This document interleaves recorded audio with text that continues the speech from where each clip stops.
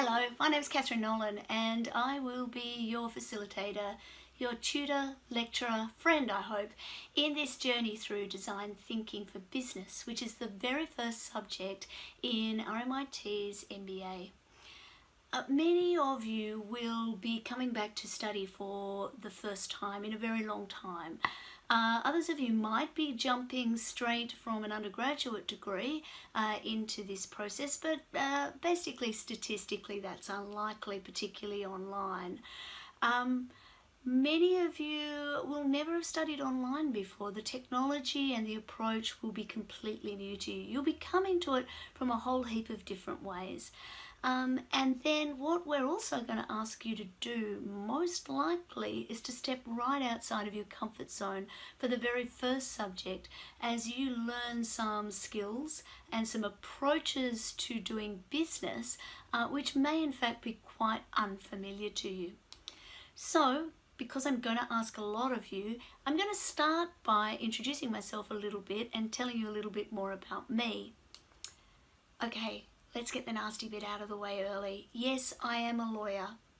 I know, right? Nobody in business really ever comes home at the end of the day and says, I had a great day today, I spent it with a lawyer. Yeah, that's not good, right? Well, hopefully, just as you are much more than an online MBA student, I am much more than just being a lawyer. Don't get me wrong, I've had a fabulous, very rewarding career as a transactional lawyer. Got to work all over the world in big deals and small deals, in disruptive spaces and in traditional areas as well. But I'm also an entrepreneur.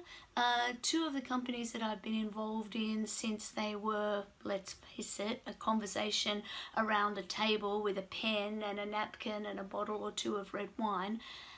Two of those companies have ended up listing. Many more I've been involved with have either gone on to listing or have been sold or have developed interesting products. So I've been involved for more than 30 years in really understanding what different stakeholders need, why thinking beyond just the process of the business is important.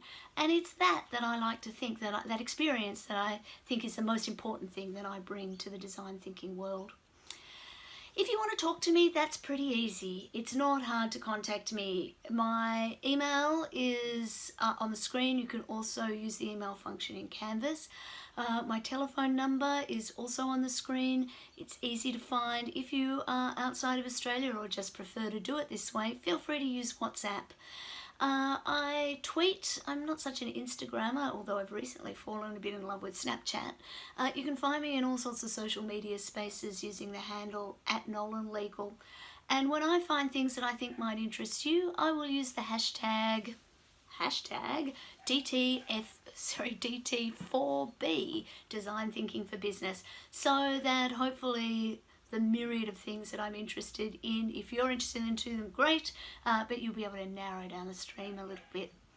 On the whole, I try and get back to people within 48 hours. That doesn't mean that you have to sit there all nervous and worried if you need to contact me more quickly.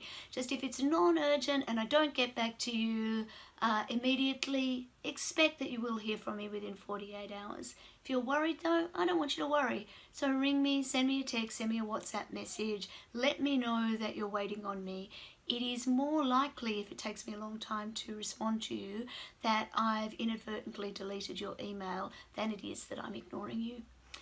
I am happy to arrange consulting times by appointment. I can do those by video conference, online, through Canvas. I can do them over the phone. I don't have an office on campus, so if you happen to be based in Melbourne and you want to pop into the campus and see me, you really will need to make a time. I'm not there all that often. If I think you've got an interesting question, I will share that question with others on the discussion boards. So if you're a bit shy about contacting me, and don't be, have a look on the discussion boards anyway and see if the question's already been addressed. I don't think there's any such thing as a stupid question, but there are certainly less well thought out questions. So often spending a little bit of time to really get to understand what it is you're really asking about will help you identify what the problem is and possibly even solve it. So the next thing I want you to do is start to get used to using Canvas, and at the same time tell me and the rest of us a little bit about you. So your task is to join the first discussion, to tell us a little bit about yourself, why you're doing an MBA, and in particular, why you're doing it online. What's that about? While you're doing it, share a photo that tells you something, tells the rest of us, I should say, something about you. I can never choose what to do, so I've got a couple here that might be good examples for you. I love to ski. So if I was the sort of person who didn't want to share too much personal information, I'd share a picture of me skiing, because it gives you a whole lot of information about me. It shows you that I'm happy when I'm outdoors. It shows you that I like the blue sky, that I enjoy challenging myself a little bit. Of course, oh, sorry, I hadn't given you the picture yet. There I am, skiing. Of course, if you are a person who's prepared to share a little bit more about you personally, you might like to share a picture of your family. Here's mine. They're my 2 kids and my partner. Yeah, the tallest one is my partner. The kids are taller than me too. And yeah, you can see they make me happy too. So yeah, share a picture with you with your significant others. Furry, short, small, tall, whoever it is that makes you happy and that shares a little bit of you with the rest of us. Another thing that really makes me happy is working with students. Here's a picture of me with a group of students that I was lucky enough to take to Vietnam. I'll be doing that later in the year as well. So some of them are OUA students, some of them are face-to-face students. And in Vietnam, as part of the MBA and the law programs for some of them, depending on what they were doing, we were exploring different ways of using design thinking, among other tools, to look at the feasibility of setting up new businesses. It's great fun. So how are we going to work in this course? Basically, each week I'm going to open up a set of activities and resources for the week. I encourage you to go in and have a look around now. The first week will be open already, and towards the end of the week you'll see that I'll open up the following week each time. I'm going to host an online webinar at Mondays at 7 p.m. These are not compulsory. Online study is all about studying on your own time. So they will be recorded, but I really strongly recommend that you join me if you can. Try and keep them to an hour, and I'll spend that time answering your questions, helping you focus your attention on what really matters for the week to come, answer questions that you have, and give you some guidance about the different deliverables for the week. Now, they're useful too if you watch them as recordings, absolutely no doubt. And even if there's no one there, I will natter on the way that I am right now. But if you're there, you'll find that you will be able to continue to ask questions. So if I haven't answered you fully, we can talk about what your real issue is. And we can collaborate and have what design thinkers call yes and conversations. Each week you need to start by looking at what the module for the week contains and map out what it is that you need to do. There will be reading each week, but don't worry, you won't be spending all your time trying to hunt down books. All of the readings for this course will be accessible via the RMIT library online.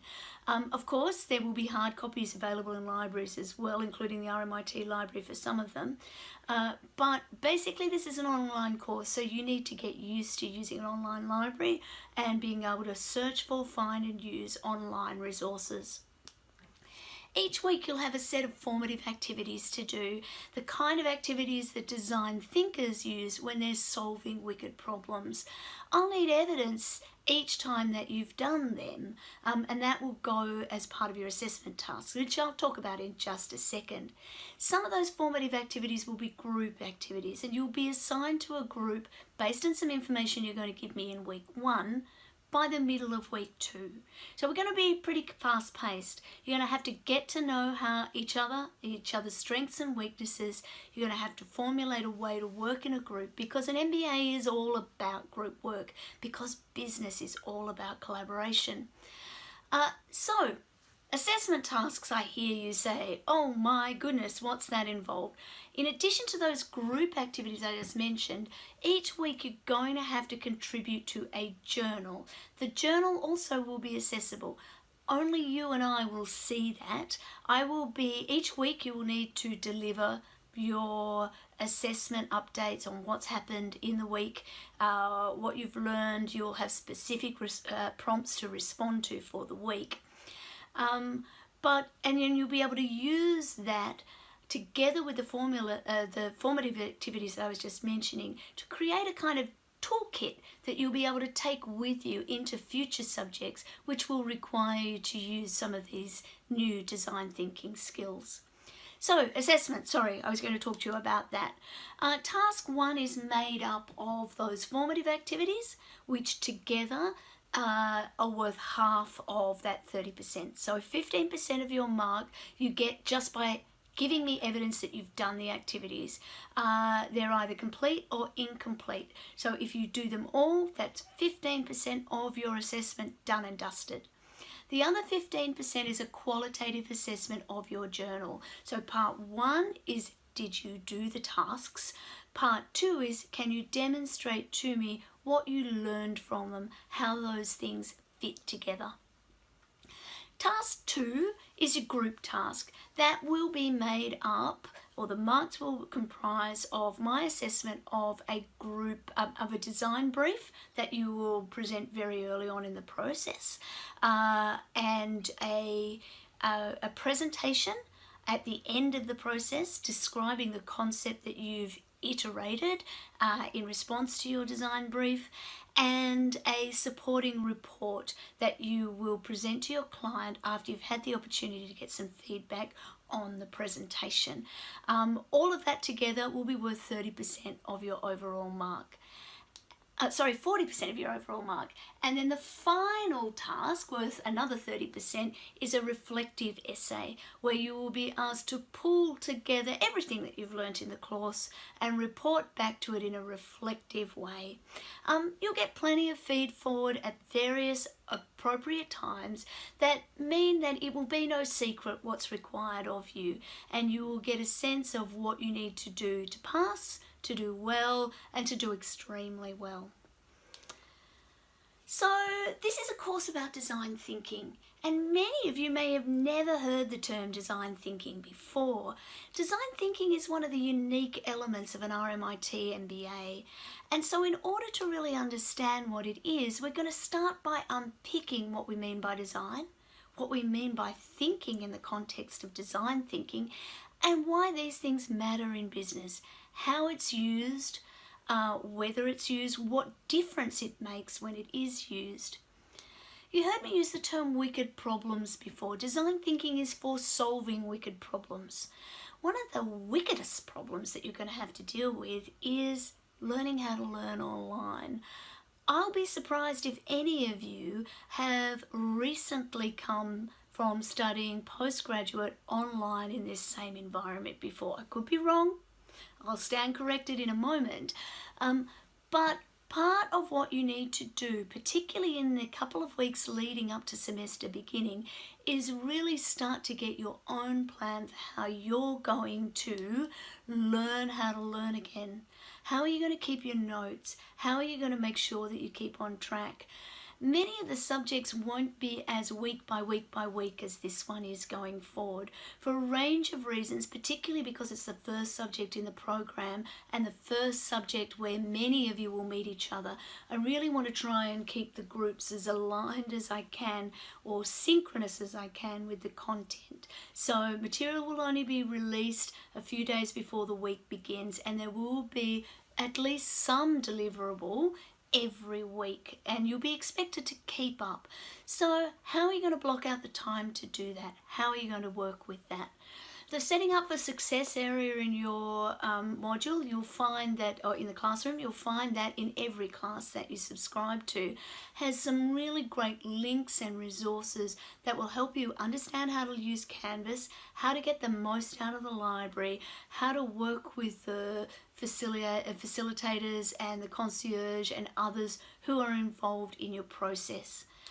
Ultimately, my plan is for you to come away from this course with more questions than you walked in with. Yeah, I know, crazy, eh? If you walk out of this course thinking you know everything there is to be and a design thinker, everything there is to do with design thinking, then I will have failed. Absolutely. I'm telling you that up front. This is a course that is about learning how to think like a designer, how to ask questions, and how to use a series of tools that will help you understand your problem and help you frame and reframe the problems that you will face in your MBAs, in your businesses and your life in different ways. I can't wait to get started. I'm really looking forward to working with you. Don't forget to get into that discussion board early, and don't be at all shy about touching base to say hello. Talk to you soon. Cheers.